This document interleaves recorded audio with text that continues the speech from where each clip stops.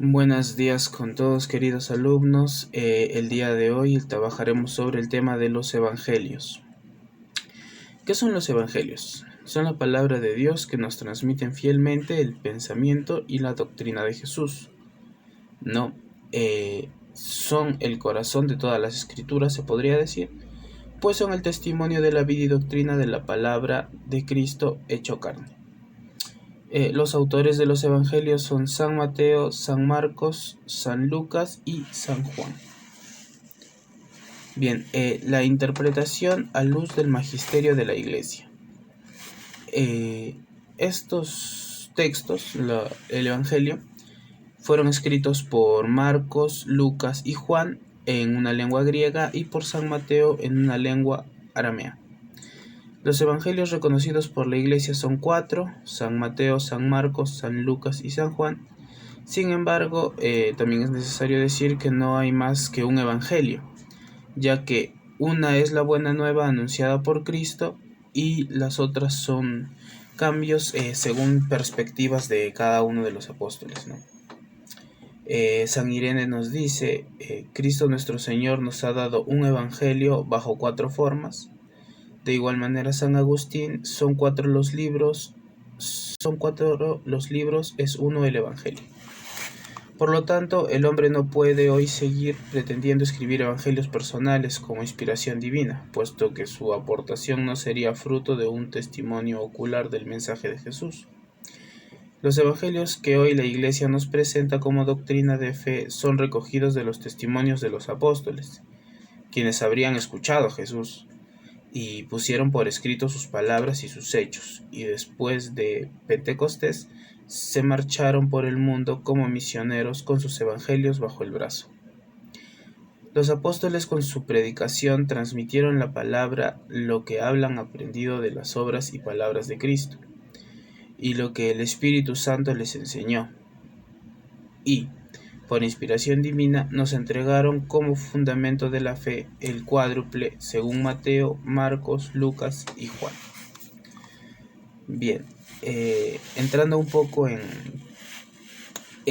los evangelios en sí, tenemos los evangelios sinópticos, que son los 3 primeros evangelios, de Mateo, Marcos y Lucas. Se llaman sinópticos porque narran prácticamente la misma materia y en el mismo orden, de tal manera que, dispuesto su texto en una triple columna paralela, puede verse con una sola mina. En cambio, el Evangelio de Juan tiene una estructura y orden muy distinta, por eso no es considerado un evangelio sinóptico. Los sucesos que encontramos relatados en muchas ocasiones son los mismos, pero varían las perspectivas desde las cuales escriben los autores.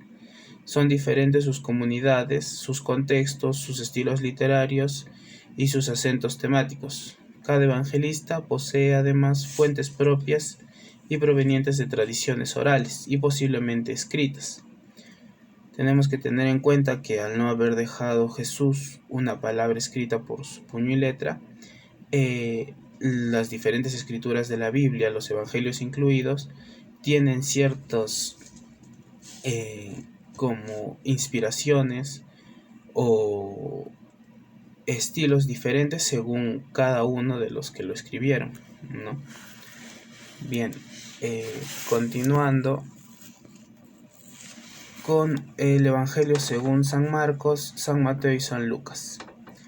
Bien, según San Marcos, ¿no? Su comunidad estaba compuesta de antiguos paganos. Esta comunidad se siente amenazada por las persecuciones. Sabemos que en esas fechas la predicación de la religión católico-cristiana, que es la que viene a impartir Jesús a la tierra, no estaba bien vista y al contrario era castigada y perseguida. La fe que propone Marcos no es una fe tranquila, se enfrenta con contradicciones y riesgos. Se trata de una comunidad dispersa en medio de las naciones. ¿Cómo ve Marcos o cómo describe Marcos a Jesús en su evangelio?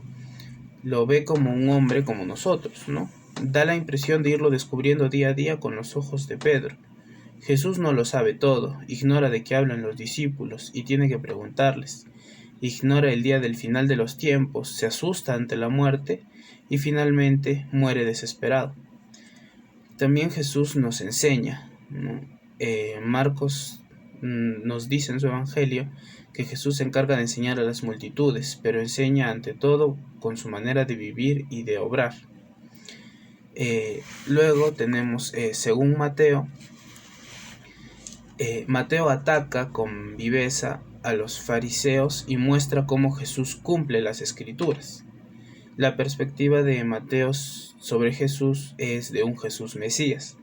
Mateo se esfuerza por presentar a Jesús con nombre, títulos y referencias de sus destinatarios de origen judío. Entendieran con claridad que lo relacionarían con el Mesías, ¿no? También lo relaciona con el nuevo Moisés, ya que la figura de Moisés antes del Antiguo Testamento era muy importante. Mateo traza un claro paralelismo entre Jesús y la figura de Moisés, ¿no?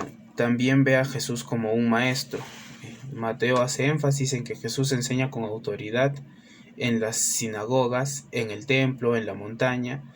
Recibe el nombre de maestro o rabí. Según San Lucas, muestra cómo en Jesús Dios visita a su pueblo y viene a manifestarle su cariño, ¿no?